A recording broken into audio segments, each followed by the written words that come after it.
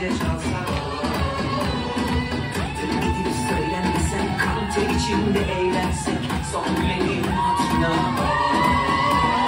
Güzeller içinden bir seni seçtim, kalbimi sana, ben sana verdim.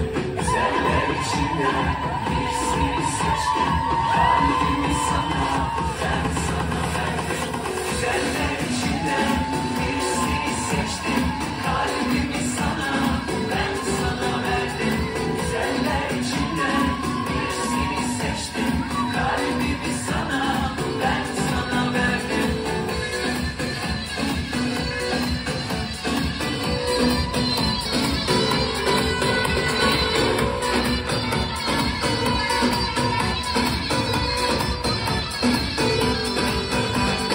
Bir yerlerde şenlik olsa, sebeplensek, eğlensek, felekten bir gece çalsa, tırtım gidip söylenmesen, kan ter içinde eğlensek, son bileğin hatırına.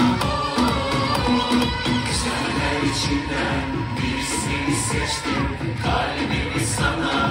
Evet hanımlar ve testi oyunumuza hazırız.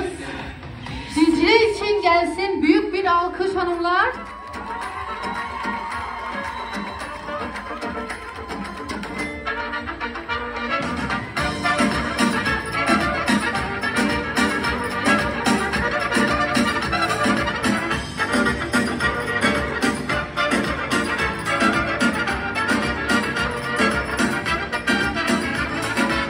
Kırtesi gelin hanım kınalar yakınsın. Kırtesi gelin hanım kınalar yakınsın. Kaynanası gelinine altınları taksın. Kaynanası gelinine altınları taksın. Gir horoya gelin hanım oyna dura dura. Gir horoya gelin hanım oyna dura dura. Biz seni alacağız eli vura vura.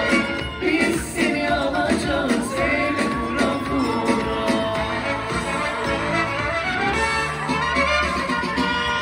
Bu yasa düğün var, evimiz şenleniyor. Davullar vuruluyor, çalgılar çalınıyor. Bu yasa düğün var, evimiz şenleniyor. Davullar vuruluyor, çalgılar çalınıyor.